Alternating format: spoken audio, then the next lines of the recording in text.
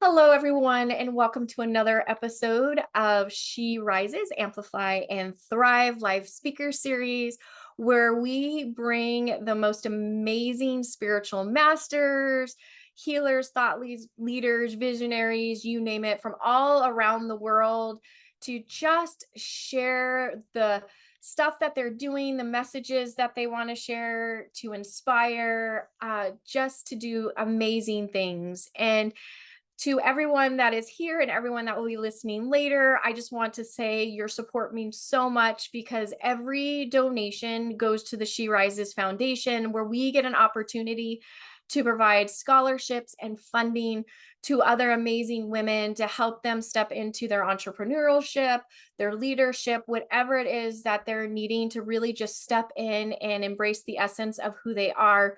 This is what this is all about. So a huge thank you to everyone that is here and just being part of this series. And I'm sure all of you do know by now that I am your host. I'm Kelly Boyer, and today I'm super excited to introduce Nan Akasha. She is a mystic seer, healer, and spiritual teacher, blending over 38 years of ancient wisdom to just help you access your soul's power, past lives, and hidden gifts for deeper transformation. And today we're going to be talking about lost feminine power, rise of the rise of the wise woman, oracles, priestesses. So we're going to be talking about a lot of fun and exciting stuff today.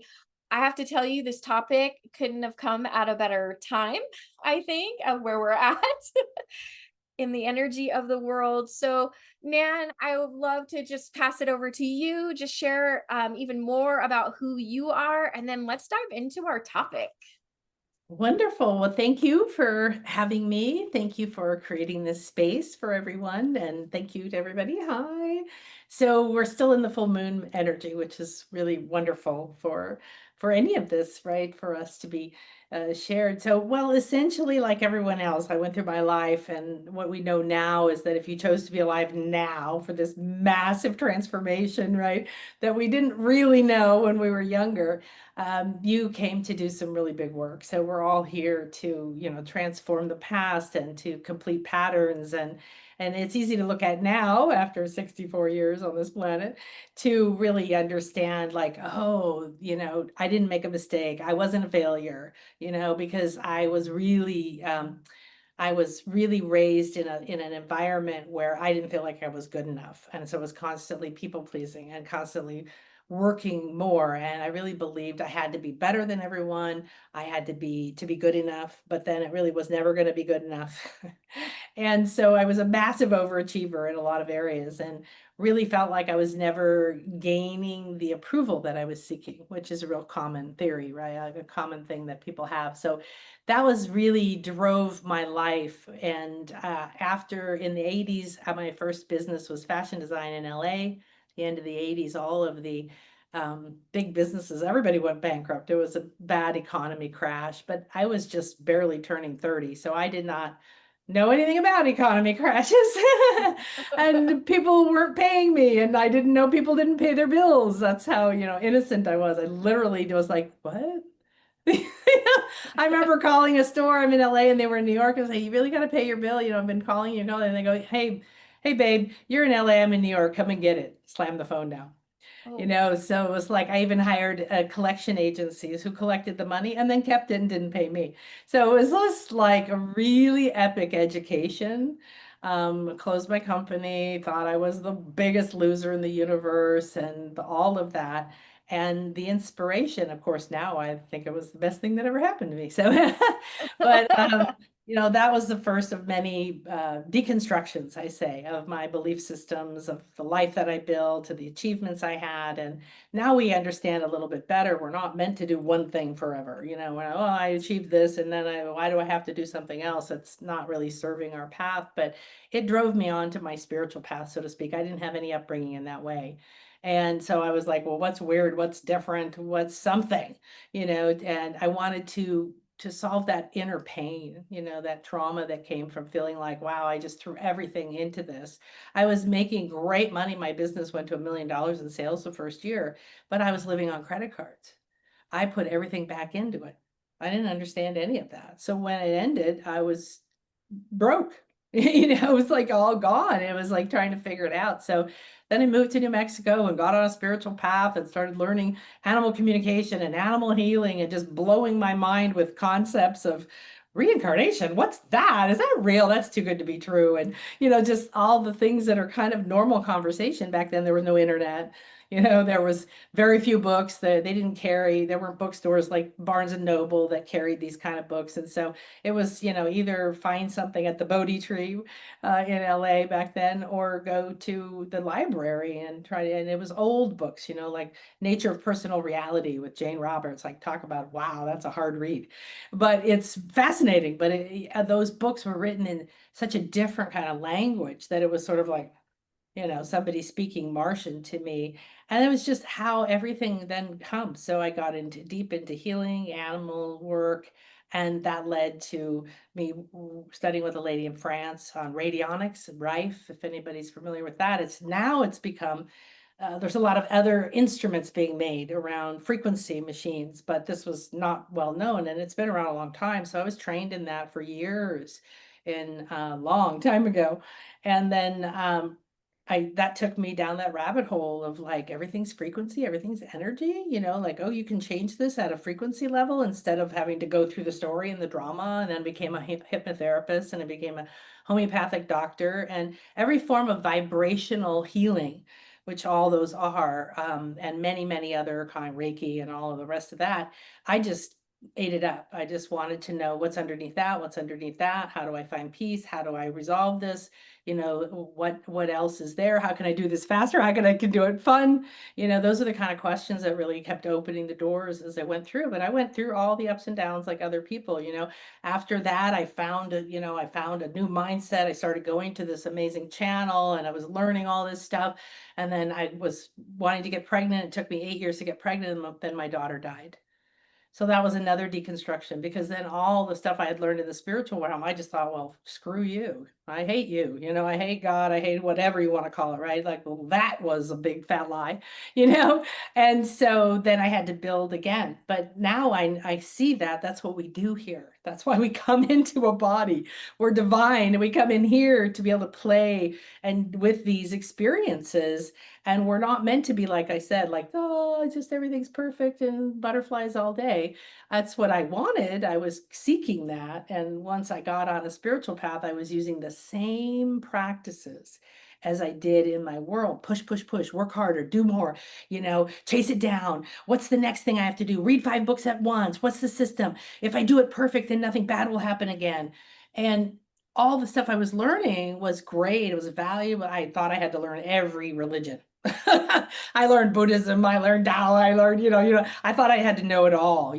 But pretty soon I started to see the underlying pattern, that similarity, right, that we have, that it all comes down to love, and it all comes down to this, even though you see the wars and the accusations and, between these different pathways and stuff, it's all connected at the bottom. But then that fell apart. And then after a while after that, I went through a divorce, 3.5 year divorce, and a bankruptcy. I owned 80 properties, and I ended up homeless. And, it was just, that's all the things everyone has. I'd build businesses that got really big. And then a few years later, or 10 years later, they would somehow, all the money would go away. So I've had this like, woo, riding the serpent of life.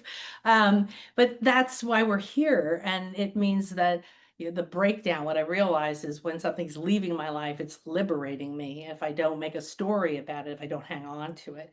So it's sort of what led me through becoming a priestess of Isis through 3 different mystery schools in Egypt, and working with the Celtic goddesses and the Celtic religion and Native Americans. And I studied shamanism with the Lakota Sioux and the Maya and the Egyptians, and going these places, going to retreats, going to sacred sites, and activating at the sacred sites became absolute. That's what I do now. I mean, I teach and I have classes and all of that, but my favorite thing is my sacred retreats.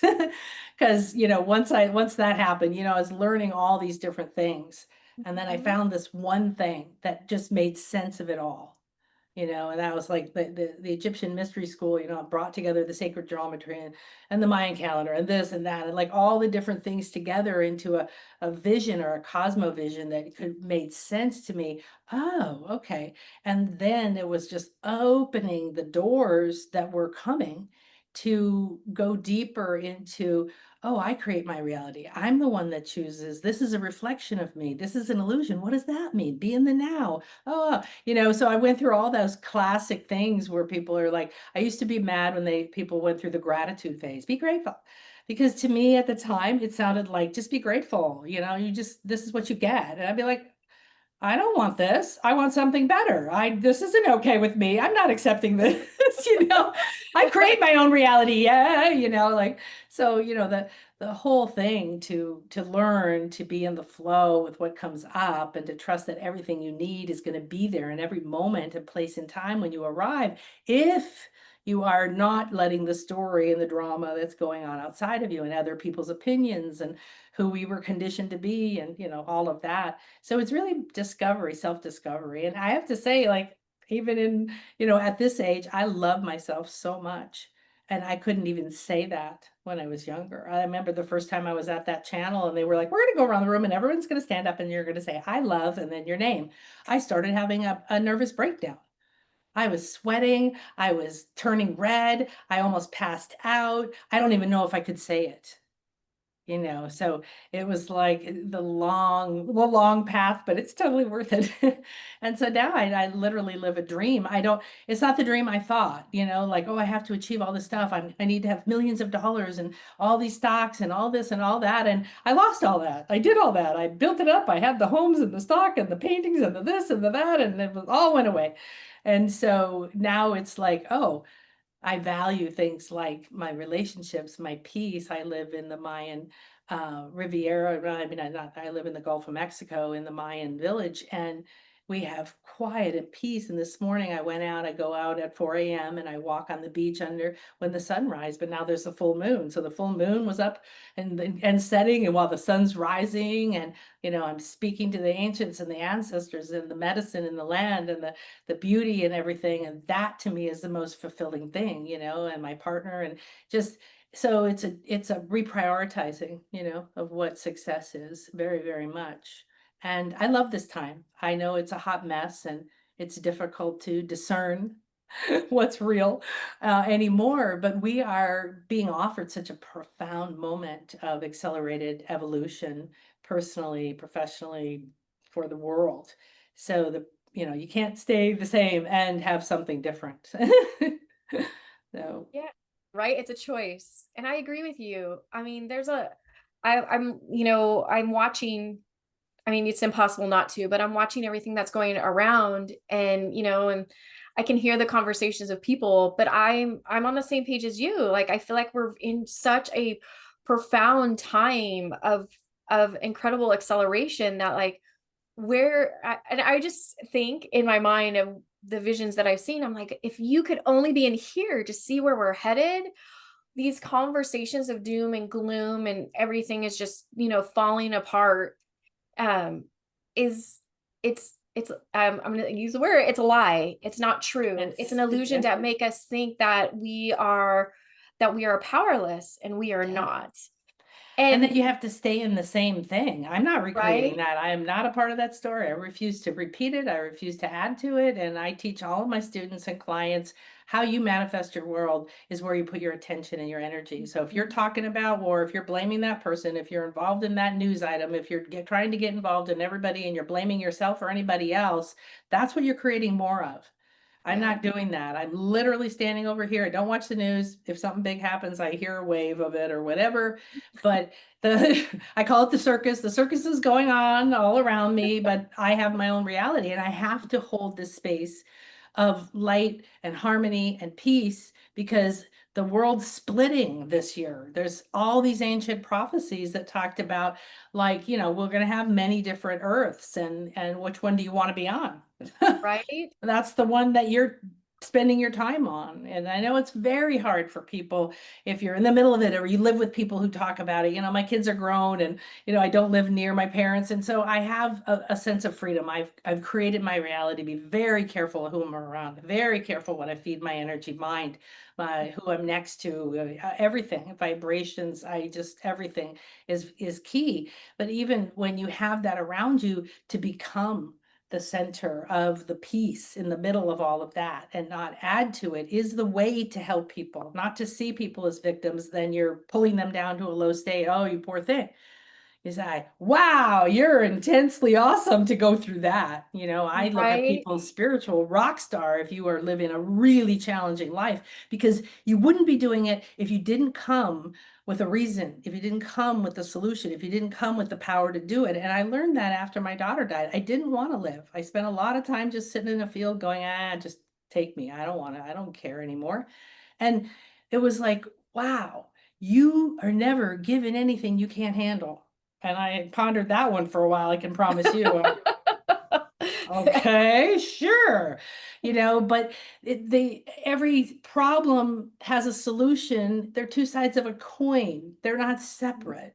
So when we go into the problem, we walk through it and into the solution, and it's the transmutation of that energy. But the ancient Maya have different traditions, different ancient traditions have different ways of explaining the phases we've been through on the earth, the tree of life, the origin stories. And these are all, even the Bible is a psychological drama telling you who you are. All of the myths and all the archetypes and all of the stories are telling us who we are. We're heroes going through a journey. And what happens to the hero? They don't just sit around and wait for the pizza to come. The hero gets out of their world. They listen to that inner call, right? And the first thing they do is run into a magical mentor, and then they get ideas. And then they got to go fight their demons and get lost and go in the underworld and die 5 times and decide to live again and come back again. And we're doing this in every area of our life at the same time, with your relationships over here and with your health over here, and you're at a different phase there. But that's what we're here for. But those stories tell you that you're not being punished and there's nothing wrong with you. But these trials are reflection of what you believe, of the patterns you came with. All of your relationships, even your family, they have a purpose to, like make me close my company and go look for spiritual path. And now I find out, way later in life, that if I had been born in a Mayan village, at a certain time, the first thing they do is look at your Mayan birth chart. And they don't tell you, there's no family going, well, you should be a doctor because I want you to be proud. I want to be proud of you. Or I was in the military, so you better do that. Or, why are you being weird? Or why are you doing Right. something we don't want you to? Go get a responsible job, and all the other nonsense that our families tend to do. Is there, they would have said, oh my gosh, I found out I would have been raised as a shaman from day one. And not just by my family, but the whole village would know. And they would say, okay, we all have to make sure she fulfills her purpose. And they would be like, okay, she needs to go here to study and she needs this support and what. And that was the purpose of the village. We don't really live that way in my culture, So there's so much for us to let go of that is cruel, that's not kind, that is selfish, that is greedy, that is materialistic, because we got stuck in the mental world ages ago with our fascination of, look what we can make. We can make stuff and we can make buildings and we can build with our mind. We were supposed to learn that and then progress. And then we were supposed to reclaim our sacred feminine, which is your intuitive powers. It's your ability to realize 90% of the world, the reality of your body and everything else is invisible. This is very tiny, and you don't birth things out of things. This Right. doesn't birth another thing, right? The spiritual essence comes in and then forms another baby of whatever it is. So this is a reflection of us, and we can play in it. We can create whatever we want. And so our history right now is we're having a big meltdown, and it's called the grand metamorphosis, the grand transformation. Pick even astronomers, not even just astrologers, scientists. They were talking over a decade ago about the accelerated extinction happening on the planet. And when people, not that I think people should keep pumping oil and polluting things, okay? But when we go, oh, well, we ruined the ozone, so that means this, and then that's going to happen, and we're going to extrapolate out in 10 years, and we're all going to die a horrible death. I was like, how do you know that? You don't know that. Stop predicting negative crap. This is ridiculous. What if that's supposed to happen? What if that opening that gave us downloads of information and we could start doing things without gas and cars and pollution? Like there's so much more that's possible for us, but the butterfly doesn't stay a caterpillar. It goes inside and turns to goo. It loses its identity. It doesn't know who it is, but nothing's added and nothing's taken away, and it turns into something new. And when it's no longer comfortable, it breaks the cocoon, and it has to fight its way out or it doesn't live. They did studies. Oh, we'll just cut it open and help them get out, and they die. They can't fly 3,000 miles and do whatever else they need to do if they didn't have to fight their way out of that reality. And that's where we are right now. We're in a grand metamorphosis, and the accelerated extinction means we've accelerated our consciousness to a point where we realize that time is relative, for one, and it's going much faster. So the Mother Earth, or whatever you want to call it, has pulled back the barriers, that kept things just changing so much. So now it's like if you were going to go extinct in, 200 years, you went extinct in 20 years. And so it's Right. not like a bad thing. It's just like I used to tell my clients, they'd start doing work with me and they'd be like, why does it feel like I have more challenges and I'm running into more of my blocks and more of my interferes? And I said, because you were walking around the track before and now you're running. And there's a Mhm. hurdle every so often. So when you're walking, you hit that hurdle every 3 months. Oh, every 3 months I have one, every 3 years, every 3 lifetimes, whatever, right? But now you're running. Now you're moving faster. You're going to hit more blocks and you're going to find more things. And that means there's more opportunities for you to transform. So it is profoundly challenging and confusing. And at the same time, it's bringing us together to a higher level of consciousness. Is offering us such an amazing opportunity to stop living like sheeple, stop living from our conditioning, stop handing our power over to the story of the world or to anyone else, even your family. Your DNA is not determined. That's totally changeable. You're not going to have to get diseases, all this nonsense that's been spread now.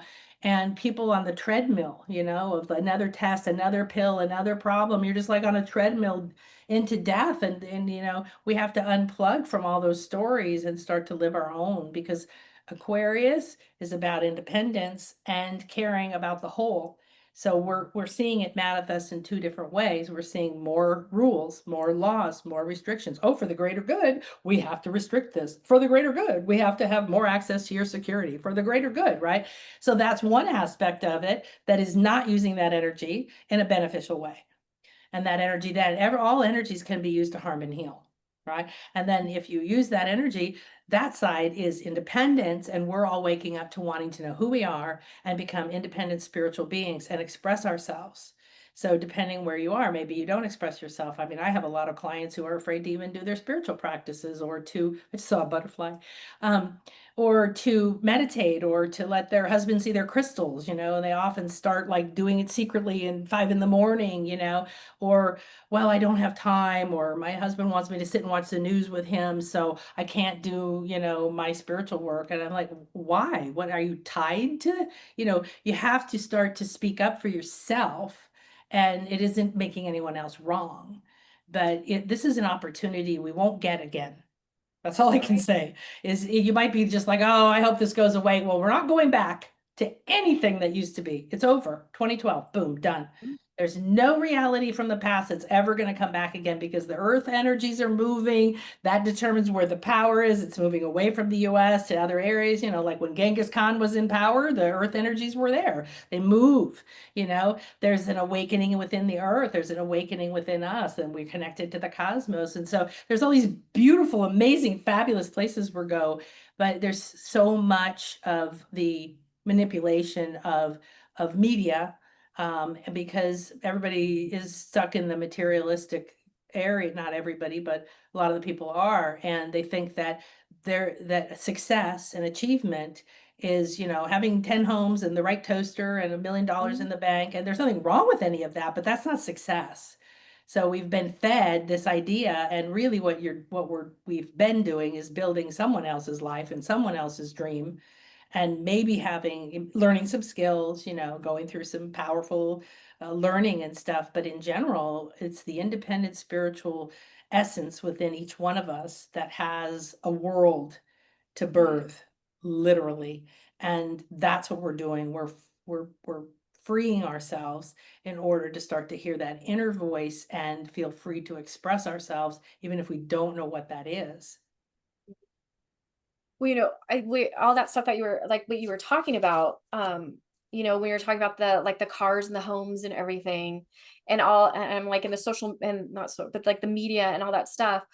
I can't tell you how many times I've told people don't get distracted by the noise like that. It's all just noise to keep you Yes. focused on, I'm going to say, on the toxicity versus what we really can achieve. Yeah. And all honesty, what we've already achieved, because it's already there. We're just, Yeah. what we're doing is the energy is just allowing us to step into it. And I Hmm. do agree with you. I can feel the pull of us becoming more independent, but that independence leads to the support of that community of all of us coming together. And I was having a conversation with someone the other day, I was talking talking about my own independence, and they were alluding to the fact that that embracing your independence so fully is like a self-centered or like a selfish thing to do.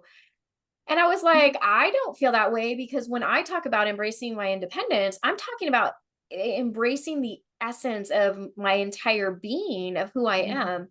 And the moment I do that, it unlocks so that just because I'm independent doesn't mean that I can't be of service to people, but I need to know who I am first before Well, I help anybody. exactly. How, we've been all taught to give to everybody else first, put everyone else first, don't do anything for yourself. You're too much, you're too greedy. Who do you think you are? The world doesn't revolve around you, and all this stuff we got. And people are still walking around, we were trained in our history, right? We were trained as the sacred feminine energy on the planet started to go in, and the sacred masculine, and then we went into the whole patriarchal, not men and women that are wrong. Okay, we're talking about energies that have Right. brought us our recent many hundreds of years history, right? Where we've gone way over out of balance with this controlling and taking and owning and consuming. And yet there's the power of who we are is we've been convinced, like way back in the day, it was like, oh, well, turn in your brother and turn in your mother, or they're a witch, or they're this, or they're that. We're going to cut off their head. We're going to burn them at the stake. We're going to put them in the town square and shame them. We're going to ridicule you. We're going to ruin your reputation. This still happens now. I mean, hopefully nobody's burning anybody at the stake, but it's still that you need to control. We decide who's right. You have to go through us. You do not have direct access to God. You do not have direct access to Gaia. You don't get to know. You have to come through us. We'll tell you who you are, what you can do, when you work, how much you get paid. We'll be the ones to tell that. Stay in line, get into this, because you've got to be a part of society. So we have this whole programming that don't kill people unless I tell you to kill people. Then go to war because I've decided I hate that person, or, to go literally against your individuality because there's something wrong with you being different, right? And there was a time, and not that it was okay then, but there was a time that if you left the village, you'd die. Like if you lived in Germany in a little village in the forest and you just like, I'm going out on myself, you'd probably freeze to death in the forest. There was a reason for a village, or there was a reason to be a part of the family, but we have to redefine that. We've watched, gender change. We've watched like the realization that we're not supposed to all be the same, but there's the shame, and there's the shaming and the bullying and the criticism, and the withdrawing love and withdrawing money and withdrawing support and kicking you out of the house and just all of this stuff. And that was all learned because when you have a power that wants to manipulate and control you so that you produce something they want, right? So, go to work and make the gas station work, and you go to work and make the hospital work, and, of course we want to have these services, but I want people who love what they do. you know, Right. and maybe, I mean, I worked at a, what was it? It was like a 7-Eleven kind of place with a gas station once. I worked at Baskin Robbins. I worked at McDonald's. I worked at, a wedding store. Then I started my fashion design business. So it's not like, I feel like any job is ridiculous, but it's the oppression, right? It's the fear of expressing yourself or discovering who you are, because then you are outcast and then it is lonely. And then you do go through a period before you find your spiritual group or your spiritual friends, and you wonder if you're on the right path. And this is what's happening now. But my gosh, the discernment that's required right now is very important, because when I got on the internet 20 years ago, um, nobody knew what they were doing. Okay, it was a bunch of guys with a computer in the basement going, "I think we do this. Let's do that. I think I could sell something." And I'd be like, "Can we put a picture? Is there color? We don't need color. Just write a whole lot of words in a big page. People will buy your stuff." Like, it was just really interesting being, and now there's like little formulas and little assistants that do your this and that and this and all this stuff is, so it's been like put into a formula, but nobody knew what they were doing back then. And we were the fact that now, back then, they would say information. People need information. That's what you're selling. You got to sell information. So we were creating information products. We were called SMEs, subject matter experts. We were creating content. We were like, "Oh my God, it's the greatest thing in the world. I just came out with this course." Like my first course online was called The Spirit of Money. And so it was amazing. Now there's so much information, you're going to drown and die if you try to consume even, I don't know, 1/millionth of it, right? And then there's misinformation and disinformation, and there's people putting out information that isn't even theirs, and somebody who took a course one day and then copied it and said, "I'm now an expert." And, suddenly I see all over the place. I've been doing this a long time, right? I felt like it was me and 3 other people in the world walking around talking about this for a long time. Now there's like 8 million people doing something. It's fantastic. But your discernment needs to be, is that the person for me? Do they have the information for me? Are they wise enough, or are they aligned with my situation where I am now? Because if you've only been being a healer for a year, you're not world renowned. Okay. And this is what the copy is now. Everything you see is like world renowned sound healer. And I'm like, you're 3 years old, not, I'm just exaggerating, but it's like, so it's not that that person's wrong or bad. It's just this information, we don't all anymore have a level of honesty, in information. And so you have to be discerning. You have to go in and find your inner voice. You can't listen to other people's opinions. I never go to any healers without a personal recommendation from someone I trust and know. And then I go in and talk to myself, my body, my spirit guides, and so on. So I align. But cutting through that, especially when you're in fear, especially when you're alone, especially when you're waking up, especially when you're like, "I don't understand what's happening to me," or "What's the next step?" or "I felt great yesterday and now I don't." And you can't believe your emotions, you can't believe your thoughts, and you can't believe what you see in the world. And that seems very confusing to people. But guess what? You can believe. If you go within, there's this entire world in this eternal now moment. And I used to be like, boring, boring, boring. I don't want to be in the now. The now is boring. Let's get going. I want to be in the future, and I want to do this, and I want to create that. And oh my gosh, once I started to actually access the present moment and realize, if I'm living in the past in any way, guilt, shame, blame, whatever, I'm not in the moment where everything is. So everything I want, or everything I've been seeking, is right here, right now. Everything's done, as a big esoteric concept for people. If you want to, like, the entire world's finished. It's all done. Every possible thing you could think of to do in your future, it's already done. It's sitting there on a shelf waiting for you. It's like this.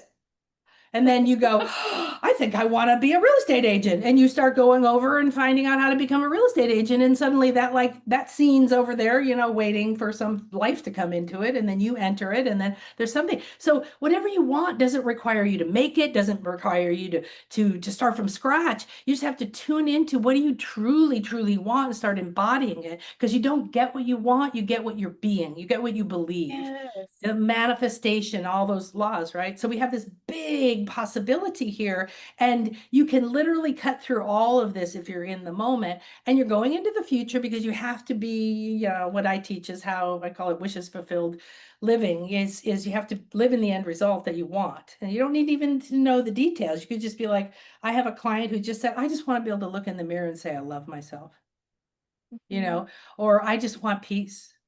We were starting out, what's your wish, and then we were defining it and all of this. Okay, let's just put the wants down, because that's the emotion. We got to get it out of the way. So I want this, and I want money, and I want okay, good. Now let's go to the next level. That's a doorway. We're going to go through that doorway. Right now, we're going to go and start to follow what's underneath that. What are the beliefs you can't have money? Why are you blocking money? And like, what are the things that we can start to release and let go of? Or what have you shed, but you're still carrying because it's a habit, and then what's next? And there's this way of unwrapping yourself from the conditioning, from the beliefs, from the fear. But it's not like, maybe it'll happen overnight, maybe it won't. And none of it's, we're not wrong. We're never wrong. The biggest thing I see in clients is like, well, what am I doing wrong? What do I have to fix? Where's my problem? What's my, and that was a great question for a while for us. But now, if all you're doing is looking for problems, then you're going to see problems. So you Right. have That you're to, always broken. That's I have the biggest pet peeve when I work with people and they're like, I really need to fix what's broken with me. And I'm like, you are exactly where you're supposed to be right in this moment. yeah, No further, no further forward, no further back, like right yeah, in this moment. Like, yeah, and because you're in this moment, there's nothing broken about you. You're just discovering awareness, and when that awareness hits, it then helps you move to the next moment of where exactly you're supposed to be. yeah, Like, exactly. yeah. I used to be like, I want to know everything now, when I first got into my spiritual work, and I would go with my mystery school, and we'd be 4 hours in the Great Pyramid, ascending here and traveling dimensions and all this stuff. And it's just be, and my thing was like, just tell me everything right now. I just want to know it all, And then I learned this, I think it was Zen or Buddhist, story about, the frog that sat there and was like, oh, I want to be enlightened. I want to know it all. And then he blew him up. blew his little brain up.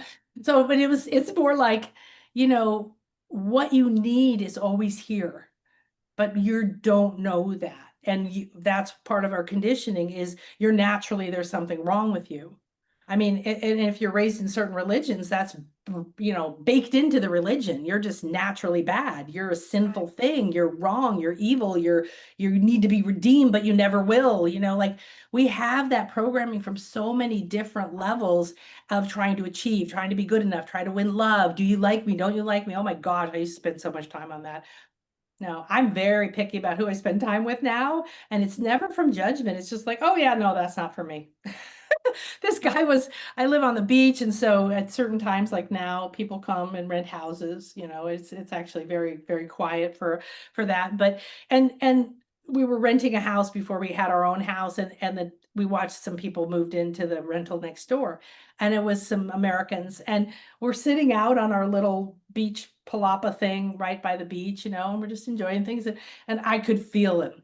The guy comes out, and he's bitching and moaning to his wife about, oh, the rental car and everything. And I just was like, oh, I could feel the energy going, oh, okay. So I said to Chris, I said, well, we might need to go in soon. He's like, why? It's so nice. And I said, you'll see. Oh, he sees us and immediately just walks onto our property, walks right up to us, and starts telling us his annoying bitch, complain story. And I'm just looking at him like, hi, how are you? And I'm like, oh, this is terrible and that's terrible. We had to do that. And I said, well, that's it. But look at this beautiful place where you are. And I tried that 3 times. He didn't care. He rented a house on the beach, and all he wanted to do was talk about his problems traveling, and this is wrong and that's bad and why is this?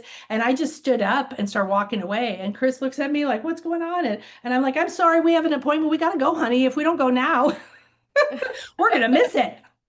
Right. Yeah, yeah. And so it's like, no, I don't really attract it. But you don't believe any of this. And even to the really deep places I take my clients in manifesting is changing completely the way that they think about themselves, the way they think about how things are manifested. It's not hard, it's already here. So, oh, it's going to take time. If you believe that, it will, because the universe has to respond to you what you believe. it's going to be really hard work, and I'm going to have to do things I hate, and I'm going to have to sacrifice, and I'm going to have to struggle. Okay, we're going to try to make sure you don't see this big pile of whatever you want right there because you want to struggle. Like we have to realize we're more powerful than we think. And if you are attracting crazy people like that or a lot of criticism, you look in here. You look in here. You don't blame them. You do make a choice. I've had to teach a lot of women to speak up to their husbands or their partners, and in a non-confrontational conflict way. One of my clients, I'm just blown away by her. She's an older lady, and she just, told me one day, okay, he came in the kitchen store, was just yelling at me, and it was just the same thing that we've been playing out over and over. And I just looked at him and I said, I'm not going to stay for this conversation. I'm going to leave the room now. And I will never again have a conversation with you that is in this tone, with this anger. When and if you want to talk again, and you aren't yelling and you aren't blaming, right? And you aren't doing this, I'll do that and then quietly leave the room. Well, most of us, especially women, we weren't taught to speak up. We're taught to tolerate. We're taught to cater to it. We're taught to make excuses for people. Oh, well, my husband doesn't treat me well because he had a traumatic childhood. Okay, him and everyone else. Yeah. Right. Sorry, it's not an excuse anymore. Grow up, Oh, I'm right there with you. Yeah. let people deal with their problems and choose whether you're going to stay. Mhm. Right. But you don't have to take on their problems, and you don't have to fix them, and nothing outside of you can tell you what you need. And that's why we need to understand that the sacred feminine or the divine feminine or the intuitive side, it's a polarity thing. We literally squashed it, burned it, erased it, buried it, took away its power, didn't give it rights, turned it into a slave. Women didn't have vote. And, I think it was the 70s that women couldn't even have their own checking account. Yeah. The 1970s. I was gonna say, it's funny that you bring that up because I was actually watching something several weeks ago, and it wasn't until it was the late 70s that women could actually have a checking account, but even that checking account was regulated. Yes, and Yeah. initially you had to have like your husband or your father or somebody sign Mhm. up with you. Yes. Like when I first got my first credit card in college, my dad I had to co-sign or something, like that. Yeah, I Yes. mean, to me, it's just mind-boggling, but it's not to blame anybody. Don't get caught up in the story. Don't try to go figure it out. Don't go, oh, it's a conspiracy and this person, that person. Who cares? Is that really where you want to spend your energy? Or do you Right. just want to say, wow, look at the pattern. Look at what's happening. And right now, it's exploding. We've been talking about this for years, women's rights and the You Too and Me Too and I don't know what all, and all of this stuff and all the women's groups. And it's fantastic. But the deal is that this is not just for women. Okay, because everybody has to balance their polarity. If you know the caduceus, right, the symbol for the Mhm. medical, it's your central channel, and the serpents are going. It's your kundalini, it's your life force energy, it's your 8 original cells that your body was formed from. We call it a Janissa crystal. It's in your sacral at the bottom of your spine, and it holds the powers of your blueprint, your pattern, your powers, your purpose here. Your purpose here is not to cater to everybody else, not to pay your bills on time, and not to run around stressed out all the time. Your purpose is to finish up those patterns and then step into your own voice. And then you can raise this, and it's coming up, crossing in every chakra in a balanced way. Masculine and feminine, it's Ida and Pingala, it's two sides. That has to happen. And when it comes up, then that energy pours into the third eye. When the third eye wakens up again, all those glands, the pineal, the pituitary, all that stuff right here between your two halves of your brain, it's the all-seeing eye. Once that reaches a point of reactivating the glands and the ability to create DMT from serotonin and open up your channels to and all of that, boom, your crown wakes up, and that's what the wings are. And that little ball at the top of the caduceus is your pineal gland. And it's so shocking to me when I learned that, and then to know that the medical system that doesn't even understand that symbol anymore, they have it all over everything.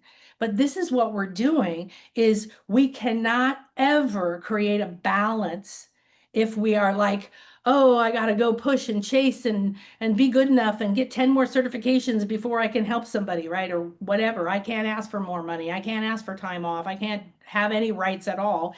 That we are not balanced in our bodies. So we have this whole somatic thing going on now, this trauma thing. There's always a new label coming up. And it's fantastic people are talking about this, but please don't label yourself and then start living inside that label. You're not helping. Oh my gosh, I finally understand why I have this. Oh, I understand that. Then go to the solution and the empowerment in it for you, right? It's opening you to a new strength, maybe you're remembering something from another life a power that you had. So it's not, you don't have to want to be a priestess or an oracle or even be into that level of wisdom, because if you start to listen that within you, these problems and these challenges and this pain in your hip and this diabetes. I have a client who's probably one of the most amazing people I've ever met, and she has leukemia and you name it. There's just the list goes on. And she is eating right and doing this and managing her symptoms and changing her life and disconnecting, and her mother died, and like the whole mother thing for years, and all this, and never speaking up because her mother was super controlling, and just to watch what she's been able to do in like 3 years is what used to take lifetimes to do, to come into. And she's still like, oh, okay, I'm overly organized, or I'm trying to control things, or I get upset when something doesn't go right, and then I think I did something wrong, right? But you just unravel it. And you said something earlier, one of the most brilliant things, I love it, it's from a Rumi poem. It said that when I was asking, I want to know everything right now. It's like, well, you won't understand it.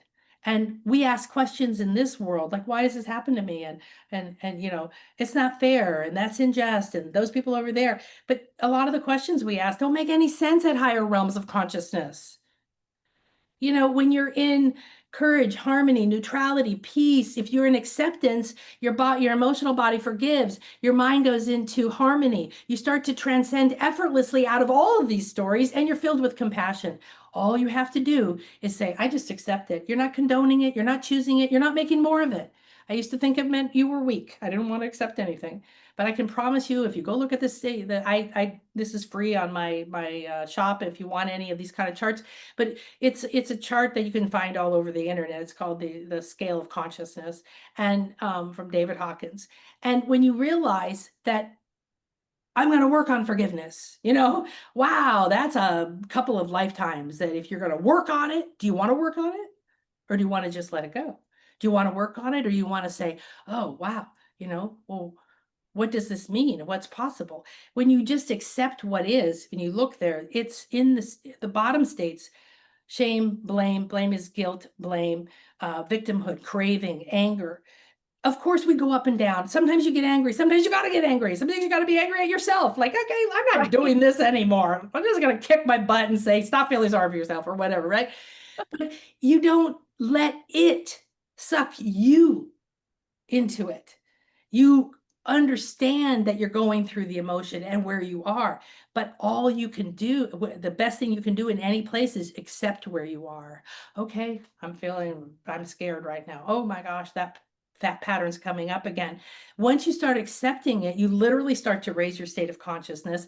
And at the state of acceptance, depending on how much you can really accept what's happening, and it could take time, but I'm not kidding you, your emotional body lets go.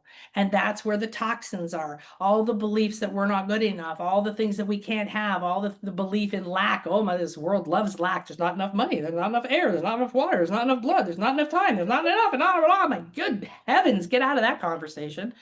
Right? It's like somebody just putting sunglasses on you and telling you, yeah, there's not enough of anything, even though you're standing in the Garden of Eden and you could have everything you wanted. So, letting go of the perception that you're powerless, and understanding that that story isn't true. None of these stories are true. They're stories. What story do you want to live? I live a very different reality than people. I don't like American football. There's people who live for American football. There's nothing wrong with American football. If you love it, go watch it. But it's not part of my reality, so I just don't choose it. It's and you can do it's the same for everything else. You know, Mother Teresa said once that she said, "Don't invite me to a war rally, but if you want to have a peace rally, I'll come." It's the same thing, isn't it? What's your intention? What are you going in with? What are you looking at? What are you trying to do?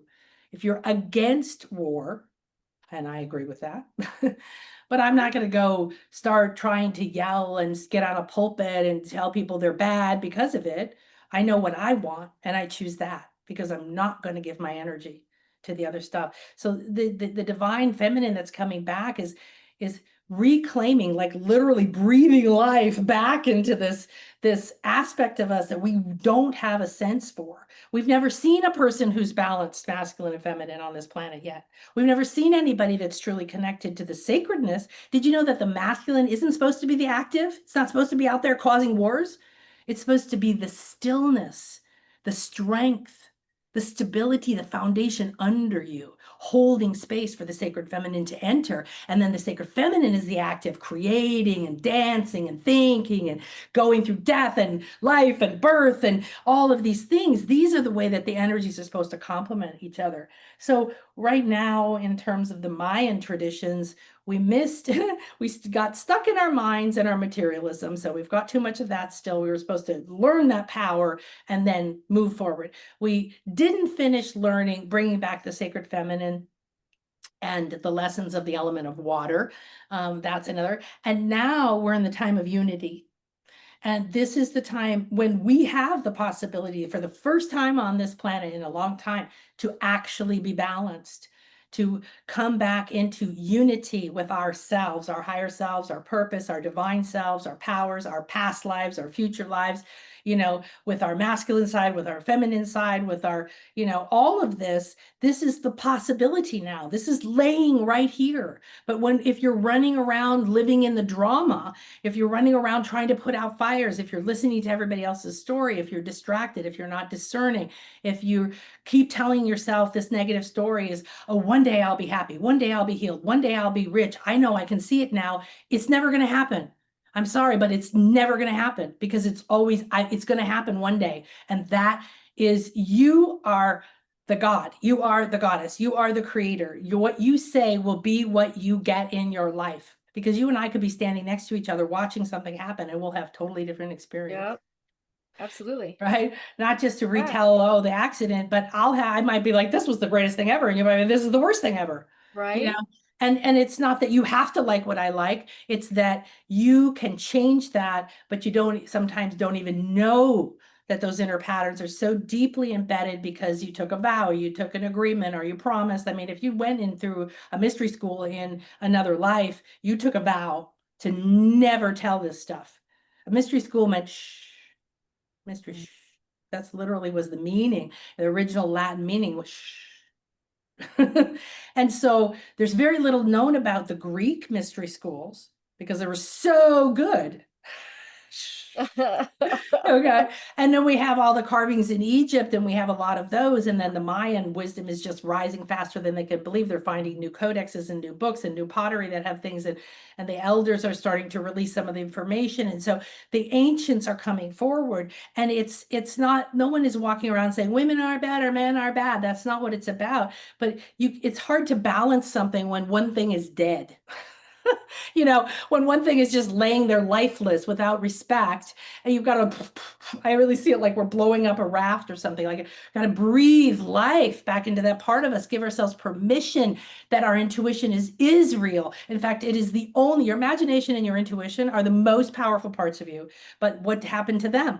Well, they were put into that pile with women and feminine powers and feminine intuition and stupid, it's silly, it's goofy, it's for little children, it'll get you killed, Right. healing. So you took a vow of secrecy, and then maybe you were killed. And so when you died, you made another agreement with yourself that embedded in your soul that said, I will never, ever, ever heal anyone again because I don't want to go through that. And then maybe you used your voice to rally people to fight the evil king, and you went out and it was a good thing, and you knew you were doing the right thing, and it wasn't fair what was happening. And then you were dying on the field, and everyone in the village and all of your family's dying, and it was all your fault. And you made a vow, I will never speak up again. I will never motivate anybody. I will never lead anybody. And now you're in this life, you want to speak up. You want to be a leader. You feel this inside of you, but you took that vow and you don't know why. So all of those traumas have power, wisdom, and medicine in them.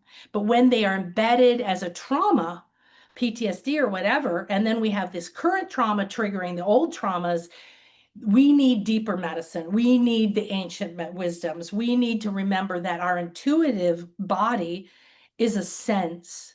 And to the Maya, I teach 360 senses, okay? To the Maya, the ancient Maya, they teach a primary 20 senses. And one of your senses to them is your intuition. And they would cry for you if you lost your intuition the same way they would cry for you if you lost your sight. It's as important. And so it's considered, a tragedy that we have let our intuition die, that we don't trust it. And everybody uses it. Like, I don't know if you ever watch like a cop show and they'll be like, you can't use your intuition. I was like, but I'm a cop. I always use my, like we even know people like that use their intuition, but you don't say that. As a hypnotherapist, I was asked once to start going to corporations. I never worked for one, so I don't speak the language. I was a fashion designer and a real estate investor and a healer and all this other stuff. So I don't have any experience in a cubicle or in an environment like that. And they were like, oh my gosh, what you do, I did something I called high income hypnosis, which is basically going in, and now I combine everything shamanic journeying and energy healing and visioning and this and that to do whatever you need. And we go on a journey and we find it. But it was like, oh yeah, because people who want to sell have to face all those fears of asking for money that go back to their family, fear of being good enough, fear of rejection, fear of failure, fear of being somebody not liking you, fear of it's huge, so I always have a little bit of respect for people who go into sales, because it's like putting yourself in a position where most people are like, ew, get away from me, and so but I never could do it because they didn't want me to use the word hypnosis, and they didn't want me to use this word, and they didn't want me to use intuition. They didn't want me to use all this stuff. And I was like, what am I going to do? And go in there gagged and tied on that. I'm going to help you become a better salesperson now, but pretend I'm not, using these tools. So I was like, I don't think so. I don't know how to do that. Somebody else could do that to help you. But there is a path always, and it's always within. The universe is within you. Everything around you is a reflection. Mm-hmm. Absolutely. Oh my gosh. This has been such a great conversation. And I have to be honest with you, these are conversations that I've been having with a lot of people lately. And, they're talking about, they're like, I feel like something just shifted in me. And I'm like, tell me about it, because you could tell by the way they're like, it shifted in me, but they're not certain if it's okay to talk about it. But like Yeah. but like the shift is happening in all of us. And I really believe that we're coming back to remembering who we are. And Yes. and that's why that shift is happening, and to not be afraid to speak it. So I don't Yeah. know, thank you for saying that so much. Um, it looks like we kind of hit 1 o'clock, well, 1 o'clock here, but the hour, and so like we've had people have to hop off. I do want to read this to you because I was going to open it up to audience, but Nikki, who was on, she said, "Love this, Kelly and Nan. What a refreshing and empowering perspective. Love Nan's unfiltered truth. I will agree with that." And then she said she had to hop off. Oh, thank So you. Wonderful. I'm so glad. Thank yeah, you. and I agree with you. I agree with what she said, unfiltered truth. I feel like that's what we're needing, I mean, whether you get, persecuted or not, or, told that you're weird or that you shouldn't be saying that, like it's so important because it's the truth. Like we need to not be afraid to share the truth. And I hate to say whatever the consequences are, but I don't believe that we're in a state of where, we're going to be like beheaded, you know? Hopefully not beheaded. You Yeah. could be, you could have friends not speak to you anymore. You could Yeah. have your family mad at you. You could end up in a fight with your partner. A lot of people are afraid right now. A lot of people are uncertain right now. Desperate people do desperate things. It's very important to remember that. But also, I really want to just remind people that this whole idea of like, you've got to speak your truth, it doesn't mean you have to go around and tell everybody what to do. Yes, thank you for saying that. I'm telling you, we're on the same page because I was saying the same thing. I'm like, sharing your truth is not telling people what you have to do or how they have to be.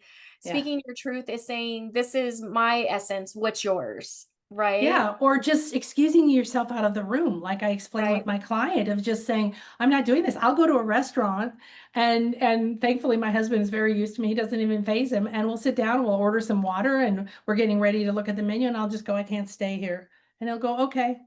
And we get up and leave. And he doesn't even ask me why anymore. Like we were in Paris once and I thought I was like suffocating. I felt like I was buried alive, and I found out later that underneath this place in the center of Paris was a mass grave. You Oh, know, wow. that they moved to build it, but clearly, I was tuning into this. I can't handle this. So yeah, I want you to speak your truth when it comes to, what, I know I promised to help you move, but I just can't today. I'm so sorry. Choose for yourself. Stop being obligated to everybody else. Oh, well, I wish I could come on your retreat, but I have to be here for this person, that. I promise this and that. Sorry, you're going to have to start to change those agreements to support Yeah. you. You have to make choices to support you. You cannot, it's like, I'm going to stay over here in this toxic energy, keep dumping, toxins on me, but I'm going to go over here and be happy and rich and become a healer. You can't do it. You can't, No. that's living a lie. That's living two worlds. It doesn't work that way. But I see people use this as an excuse to just dump their crap on people. Oh, I'm just telling the truth. I don't like this and I don't like that and I feel like this. I don't need to know how you feel. You need to be processing that stuff yourself, unless you hire me, right?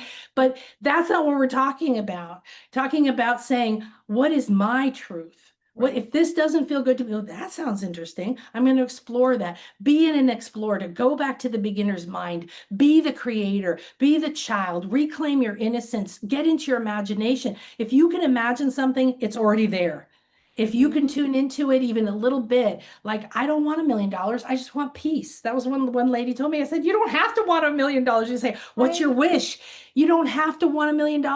You don't have to work forever, but you also can't go, well, I just want to sit on the couch and bitch about everything and then have all my life come true. Okay, but it sort of doesn't work that way. So Right. as it comes up, speak the truth to yourself. Speak the truth, like, I'm unhappy right now. I'm feeling this. That's okay. I had a Zen master, and this was really brilliant. It's a quick story because it's worth understanding that your emotions are not telling you the truth. That is not the informant. Oh, but I don't feel good right now. I had a client in my class who said, uh, came one day. It's called Wishes Fulfilled, and we meet weekly. It's like a mastermind, and it's so that every day and every week we're talking, we're in a chat, and we're like, what are you up against? So that moment to moment you have this support to process in a better way. And people are just, wow. I mean, it's amazing. So she came and she goes, okay, well, I just have to say that a friend from my past came and she said something and it offended me. And I've been meditating on it and I've been thinking about it. And I decided I have to go say something to her. I'm speaking up for myself now. Maybe you're like me too. All of you guys, it's like, I didn't speak up at all. I used to walk around for an hour, not ask where the toilet was in a department store. I didn't want to ask anybody anything. I was embarrassed of being myself. So, you can go from like, well, because I didn't used to speak up, now I'm speaking up. And so I have to tell you how I feel. But the thing is that isn't solving anything. Now you're recognizing how you feel, but you're dumping it out there and then you're stepping in it. I would say, like, you just pull the shit from behind you, put it in front of you, step in it again. Pull the shit from behind you, put it in front of you, step in it again. Don't create your life that way. And this Zen master said that he studied with a really strict Zen master, right? Who was like, go out and march in the forest at 3 a.m. while you're freezing to death. And he said he would go out and just bitch. And it really gave him a chance to see his bitch in mind. Right? He was like, this sucks. I'm cold. It's not fair. Why am I doing this? Look at that. Look at this. I don't. And pretty soon, after being alone in the forest in the morning, but committed to his practice, he started being like, wow, that's got a hold of me. That's controlling me. That's filtering everything in my life, until he realized that the emotions, we've given our power to emotions and they control us. No, they don't. They're actually a power plant for you to use for what you want, but they're full of toxic ideas. So he was very jealous. So as he got better at this practice, he had a jealousy problem. And he said it was a real issue with him and his wife. And he was, a spiritual man, and he was trying to solve this problem. Like, how can I be better? And what can we do? And he tried to not be jealous and everything. And suddenly he realized, well, this is not working. What if I embrace it? What if I accept the jealousy? Okay. So, like I told you before, acceptance is so powerful because you're not choosing it and then creating more. You're Right. going, okay, I'm feeling jealous. That dissipates it immediately. I don't want to be jealous. I'm trying to resist it. I'm a bad person for feeling jealous. How's that helping? That's not creating anything. Goes like, oh my goodness, I'm jealous. So he made up a character called the Luigi. And every time he felt jealous, he would turn into a Luigi and he would go over and he would grab his wife and he'd say, I am a Luigi. And I do not like other men are looking at my wife. And he'd grab her and kiss her and then they'd laugh and the whole thing would go away. I love it. So he didn't have to fix himself. He didn't have to get rid of his jealousy. He didn't have to try to resent it. He accepted it and had a way of transmutation that then turned them into laughter. This is the power we have. Yes. And I've always said that. Like I have said that, like, when it comes up, I think we've been taught to, if it's a bad emotion, to like, I'm not allowed to feel No, that anger. way. And even if we say I'm not allowed to feel that way, and we think that we're pushing it away, we're just squishing it down. It's going to come back up in another form because energy Yes. always transmutes into something else. Yeah, absolutely. And, yeah, and you're right. The minute that you accept it, like you could just feel the power that it had to just start to go away. Yeah. And you know what, like I always believe, like we always have a choice. Either we can remain where we are, Yeah, or we can choose to transmute into something different. And absolutely. I love that. I love that he turned into Luigi. Like the I moment he know. said that, I was So like, cute. this is so much fun. Exactly. And that's And- why I love sharing that story because it'll stick in your head. It'll stick in your yes. head. You'll go and you'll be doing something. You'll go, wait a minute. Oh, how can I apply that here? I went through master level hypnosis for 5 years and I at the time other things happened that triggered me to have panic attacks and I never had panic attacks. And if you've ever had them, I mean, I couldn't even get in a car without hanging my head out. It was quite epic. And I flew and flying became very challenging because I wanted to go outside on the wing and so I flew to Vegas and I was at this seminar and the last day came and I woke up in the morning and I knew I was getting on a plane that night and I started having a mini panic attack. And then I got downstairs and my mentor started by saying, anybody have any questions? So I said, okay, this happened to me and I'm getting on a plane this afternoon. He said, okay, good. So he said, here's what you're going to do.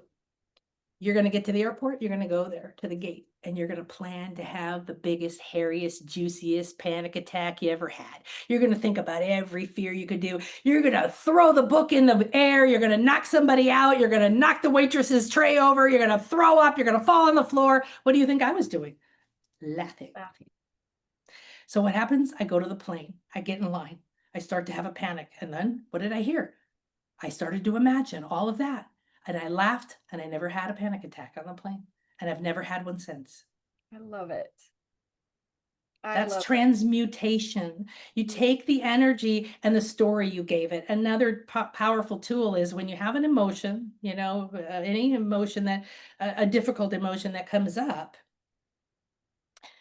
see if you can take a moment or take time to yourself to feel the emotion completely, to accept it. Let it just go through you, but not hold on to it. Don't pick it up, it's mine. And I talk about it, just be like, ooh, ooh, ooh, right? Let it go through you, but separate it from the story Yep. because the emotion and the story don't go together. This emotion could have 10,000 different stories. So whatever the story is you're saying is, oh, this happened because of this. It's that person's fault. It's my fault. It's whatever it is. And this emotion is bad because of that. What if you just took the story and you said, could you just wait out there? Here's a popsicle, go outside. I'll get to you later. And I'm going to be with the emotion right now. If you had 2 kids, you put one outside and you say, oh my gosh, this emotion is intense. But if it doesn't have a story, then it's just a feeling, then it's just an energy, then maybe it's a color, then maybe it's a temperature, maybe it's going through my face. But when I went through my divorce, it was horrific. And I kept getting sued and all this stuff. And I would answer the door and and so I learned, I started to develop what I now call the acceptance process because I'd be like, so I'd go lay down and I would feel this thing that just had happened, all this emotion, like a ball over my head. And I was trying to avoid it. Like we were talking about, I was trying to no, I'm not going to crash. I'm not going to do that. And it was like, accept it. And it was just like, I let my hands down energetically and it slowly let it come into me. And I was like, oh, okay. Okay. and breathe through it and accept it. And it might trigger stories and it might, but you don't, it's like you just watching it float by, right? You're not going to pick it up and make it mean anything.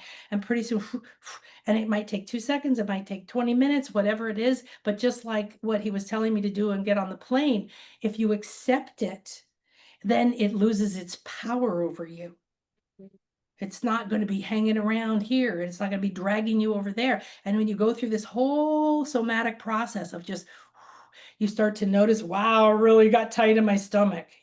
Oh, I was holding on here. I have that. But then you just do it. I don't care if you have to do it 1,000 times. Okay. You do it. And each time you free yourself. And that's when you can start to breathe and you can replace it with a different thing. And what could this mean? And how could this come out? And you can start to go into your ideal outcome. Yes.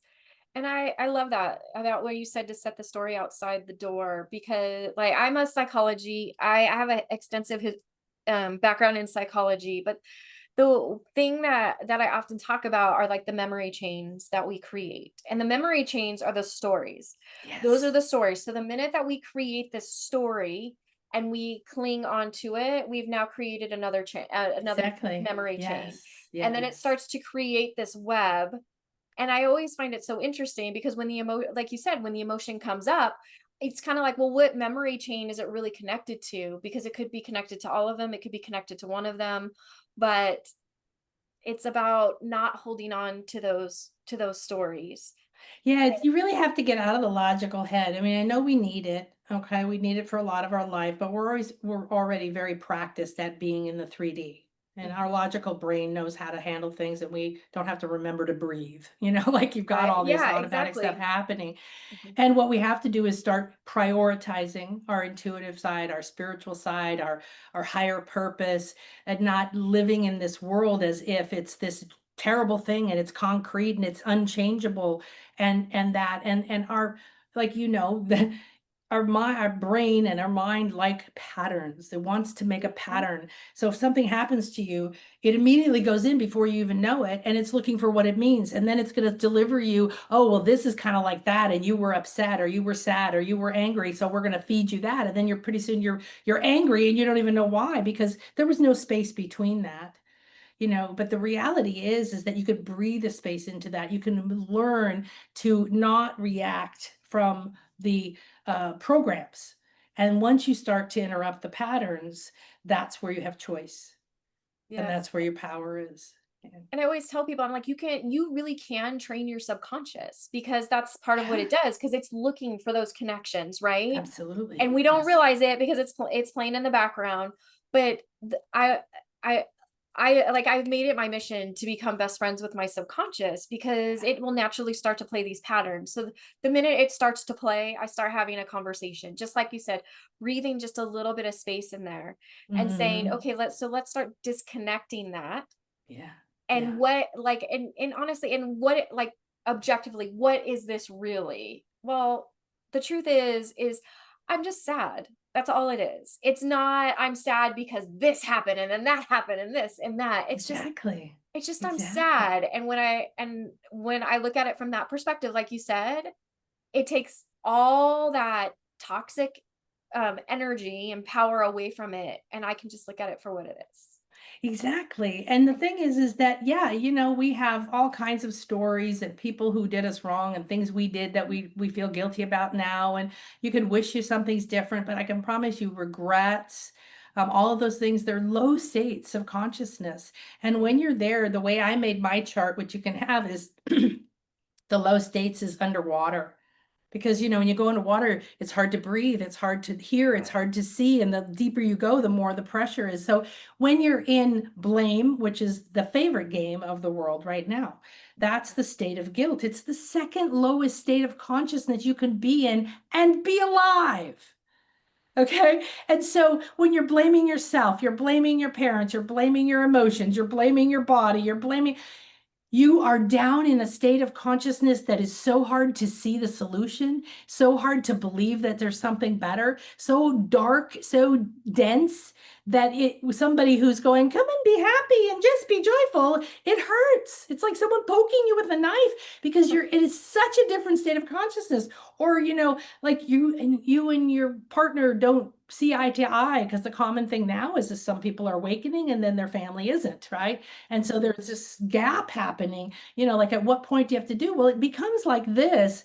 Someone's at the ground floor and you're on the 20th story of the building. And as you're slowly going up higher and higher, you're like, hi, we don't really communicate anymore. It's like, can you even hear each other? Frequency wise, Right. no, you're not communicating in any kind of coherency, right? There's no coherence. Yet that doesn't make you wrong. Your relationship, your job, your family approval, your house, whatever, it's not meant to be permanent. It is not what is the symbol of your value and your worth. So, I mean, I went through losing all that stuff and then reclaiming it, and then feeling like I was a loser at my age to have nothing, and everything I did was waste. And I played every story out. Okay. I had mentors I paid a lot of money to who'd been through 3 bankruptcies, but over here, I put myself in the box as the biggest loser in the world and unworthy of ever having any love because I went through a bankruptcy. But then I went, well, wait a minute. I don't think that of them. In fact, I love that about them because they had a breakdown and they figured it out and they learned from it and then they got up again and then they had another breakdown. That's the mentor I want. I don't want the one standing over here. I'm perfect. Nothing bad ever happened to me. Oh, well, then you don't know how to handle shit. So I don't want good luck. Go figure some of that stuff out before I talk with you. So yeah, it's like the perfection that's that you've had in your mind is you make your own reality and your own story. And when you start to get your intuitive network back online, we have coming up once a year, I do an intuition awakening summer camp. It's not in person, it's online. And it's coming up at the end of the month. And it's this platform that people who come just quantum leap, because it's not another class. It's not more information. Okay. It's completely experiential. And I know how to create sacred space and I teach you how to do it. And I open it because my clients will come and say, well, wow, the stuff I can feel and see and hear and know and understand when I'm in this space with you. Yes. And then I teach you how to do it. And then every class, yeah, we start out with like a wisdom or an understanding and an activation that activates a new intuitive aspect or reconnects you to something. But then it's all practice. It's all hands-on practice. And everybody comes, oh, I'm not good. I won't be good. Everyone comes with the same fear. So then you get to see everybody has that fear. It's not just me. And I'll tell you what happens every single time. I had a lady, we were just talking about her yesterday with another client of mine who came a couple of years ago. And she's like, I've never done this. I don't understand what it is. I don't know why I'm here. I just knew I had to be here. And so the first practice session, I was like, okay, Kim, would you do a reading for, Kelly? Okay. So I guide you in, we're already activated. Everybody's doing their own intuitive reading, but she's the only one there that we're listening to, and we're supporting her space. And she's just sitting there, and all of a sudden, the most beautiful stuff starts pouring out of this woman's mouth. I have never, people still talk about this. It's 2 years ago. I have 2 clients who tell me that was still the most amazing reading I've ever had, changed my life. And at the end, everybody's just like, and she's like, I just did what you told me to do. I just let go. I didn't try to get in my head and whatever. But the thing is that then she gets the feedback, right? From not just from us, but from that person who was just like, how did you know that? And that's perfect. That was right on. It was just like, but she didn't know that. She didn't have anywhere to get the feedback. And what I realized was that as doing this as a business for over 38 years, it's the constant feedback I get from clients, the constant feedback I get from students that has made my accelerated process. Because if I was just by myself, I mean, is it real or isn't it real? How do I know? I only know by my own feeling. But then I see what happens to you, and then I see the pattern that's running through everybody, right? And so what happens is that if you put yourself in a position where you're willing to go into a sacred, beautiful, loving space, but be vulnerable and practice your intuitive skills, but in a way that you can get feedback. Because we've even had people be like, oh, especially the first reading, they're just like, they finish talking and then they're like, we'll be like, would you like to share, Kelly? And Kelly, That was amazing. I mean, we've had people who even say like, well, I see this green crystal that maybe is a crystal that you can use and whatever. And then lady will go like, that's the crystal you just told me about. It's amazing. I love Like it. it just goes on and on and on. But it's the idea isn't like, oh, I'm right, you're right. It's you getting the feedback to say, yes, yes, this is natural. Your forms of divination are natural. That means divine communication. It is encoded within us, and it's just been not taught to us, and it's been, ridiculed and blamed. But Right. this is the time to find whatever you feel called to that is going to awaken you. And yes, it's scary. And yes, you're going to face your fears. And it's not like you're going to jump onto a ferry boat and never ever have a problem again. And it's so much better. Yes. Yes. And you know what? I always say, and find your tribe that will support you, because there are other people, whatever you're experiencing, other people are experiencing something similar, maybe not exactly, but you know, just find your people. Absolutely. Yeah. Well, it helps. I was never a big group person because I didn't have self-esteem. So being in a group just felt very threatening to me, like somebody's going to criticize me, somebody's going to see I'm really not any good, like see that inner part of me, ooh. And now I realize I love groups if I'm leading them. That's awesome. And that sounds kind of crazy and egotistical in the background, but I hired one of my clients once. She does human design and she's just brilliant, and she invited me to go to one of her advanced classes. And so I went and I said, you know what? I just want to tell you up front, I'm a bad student. I'm like, I love it. I'm going to learn it, but I might not show up. I might not volunteer. I might not interact. I don't know, because I have to honor my way of learning, you know, Yes. but I know at this time this is the right information for me, So whatever way that you feel ready, if you a lot of people won't come to the Intuition Awakening summer camp because they thought, oh, I don't want to be put on the spot. You know, but that's the power, and that's why it's limited in the number of people. And I have clients who started 3 or 4 years ago with me with the Intuition Awakening Summer Camp, and they're still with me. A lot of them take every class we do because they're like, everything I do with you, I just quantum leap to the next level. They come back, and this one lady said, she had no money. She was a single parent. She couldn't pay her rent. Her mother was helping her with her rent, and she came and said, I know I need to take this camp. Could you help me with the payment plan?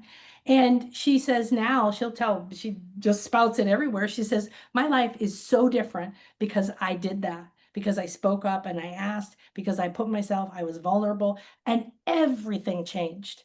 And that's the thing is you can do that. All of us can do that. And if you don't quantum leap in that moment, I have a client who was there yesterday. Right now we're doing an oracle, my new oracle deck, the Prosperity Magic deck. We're doing a course on using it and going really deep with it. And there's a lady in the class who's come to many of my retreats, and she's a bit of what I would call the grumbly type of person. She's always kind of negative, but she shows up. And people who meet her on the retreats are like, wow, she's kind of like, we're walking out of an epic experience. And she goes, well, that was kind of okay, but I don't know, like that. And so yesterday there she was, and I told her, do you realize how amazing you are? Because you keep showing up Right. despite your doubt girl, your negative girl, your poor girl, whatever voice is in there trying to grumble it away. You come back. And now this year she's having big breakthroughs that she can actually see, and she's putting them practically into it. But sometimes it's just do your work even if you don't see the result, Yep. because you don't know when that doorway is going to open. You don't know when that opportunity is going to happen. You don't know when that full moon is going to open, or that eclipse is going to, or whatever. So you do your spiritual work and your inner work and your self-love work and whatever it is, and your intuitive work, and you practice with it every day in whatever way you can. And that prepares you for the moments as we're intersecting through time and space, because there's opportunities for amazing things in every single moment. Anybody who understands economy knows that an economy that's crashing is full of opportunity. Right.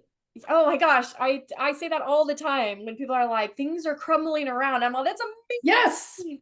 There's so much Yes. opportunity to rebuild in the way that we want Exactly. it to be, not the way Exactly. that we're told it has to be. Yeah, Yes. yeah, yeah. Oh, I agree. I 100% agree.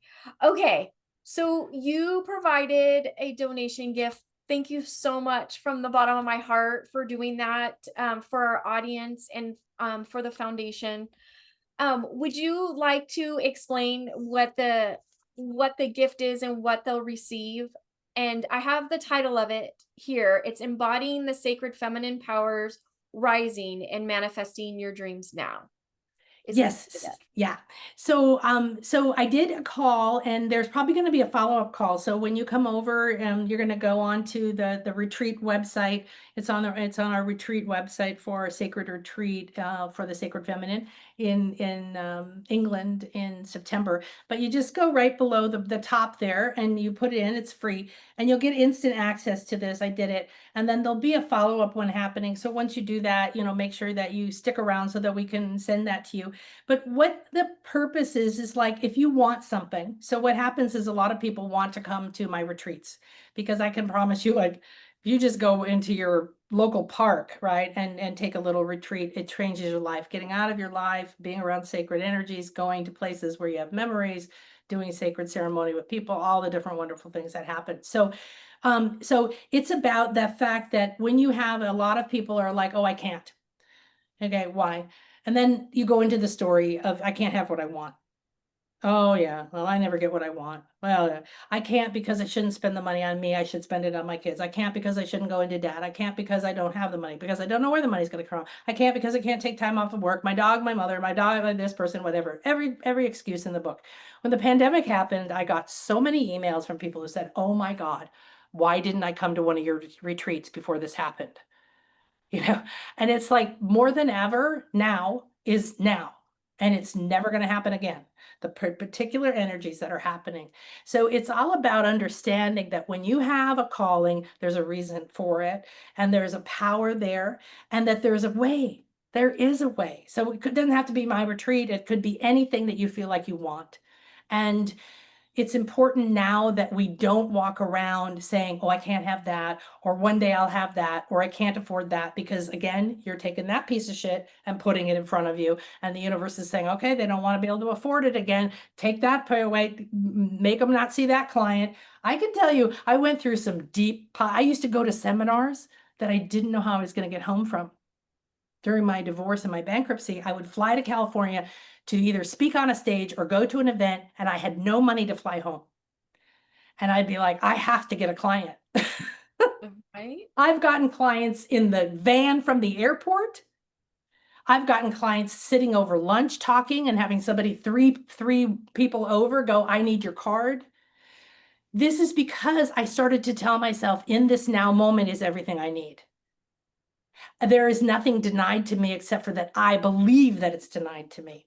So Right. this is kind of the essence is manifesting your dreams now means that it's already there. So maybe tomorrow you'll have your dream, maybe you won't. I have some people coming to the retreat that just throw $100 at me and say, okay, I'm in. That's my commitment to my spirit. And now I'm going to start to see myself there. So I give you all these tools of seeing and the future self, getting into the end result. This is a very mystical process that is so true and so real that if you most of us are like, I don't know what it's like to be happy, or I don't want to be disappointed, so I'm not going to really go for what I want, or I can't have it until this person agrees to it, and whatever that is. So this is a lot of the mystical and the deeper psychological processes in freeing your emotions, your body, and everything that's holding you back from your dreams. And remember, something that you're called to, there's a reason, but also the reason might be to get you to take a step, and then something else will appear. So if you feel called to a job and then you don't get that job, don't think the world ended, because what you did to go towards that job now brought you to a new place. You're in movement and something else can appear to you.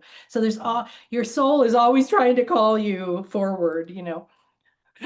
Oh, I love it. So, I'm going to say, if you loved everything that we talked about today, if you are ready to really manifest that, what you say is in the moment, right? Which I totally agree with.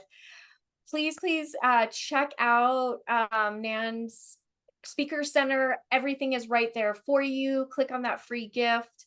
And yeah, and then check your email. Check your email and your spam, because sometimes it goes in the spam, but you'll get everything that you need to be part of this.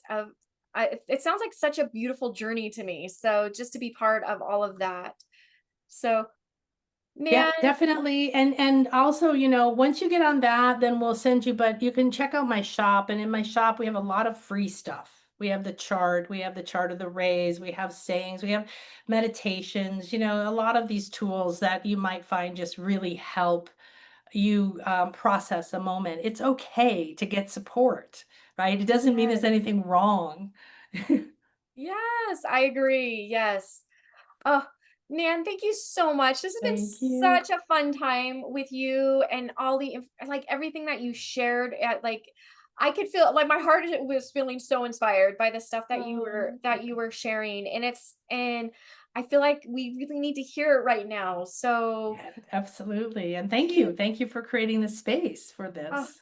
like, thank you for saying yes. I'm seriously, this was amazing. So thank you so much. And just so that everybody knows, I don't remember when, but stay on on the subscriber list, because Nan is going to be coming up again. I want to say it was like in a month or so. Yeah, yeah, So, I know. I'm not sure. It might be before I go to England. It may be in August, but I'll check and okay. see. But yeah, Yeah. So definitely. please stay tuned so that you can catch her again, so that just to be part of this amazing conversation. And a huge thank you to the community that showed up, and everybody else that will catch the replay as soon as I put it out. But thank you, Nan. Thank you so much. And a huge thank you again to the community for all of the support that you have provided. I just want to share one more thing. As of last week, and I'm so excited that it makes me super emotional when I think about it, but as of last week, the live series has officially gone into 2026 all the way into February. So it is fully booked up until then. That is beyond what I ever could have Wonderful. imagined. And like my heart is so, sorry.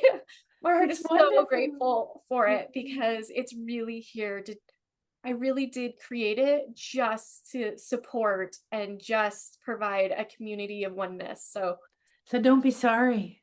I was like, don't cry, but Don't tell yourself don't cry. Why not cry? my Express heart, it. my That's your emotion of yeah, your excitement and your joy and the beauty that you've birthed and the things, yeah, and you're on the path, and it's wonderful, and you start to see, and it's wonderful because it's growing in a business way, but your heart was what started it, and that's why it's growing in a way where people are connecting heart to heart, and that's what we need now, because that's the place that we can then prosper from, because prosperity isn't just money. Prosperity is that feeling of being able to, I have whatever I need, I can express, I can grow, I can sprout, I can reach, and you're creating that space for people. So thank thank you. you. Good Thank you. Oh, congratulations. thank you for seeing that and for seeing me. So Yeah. I am so excited, and like my heart is so grateful to everyone that wants to be a part of it, and to everyone that's to come. So a huge thank you. So until next time, we will come back again next week. And to everyone, so much love from my heart to all of yours.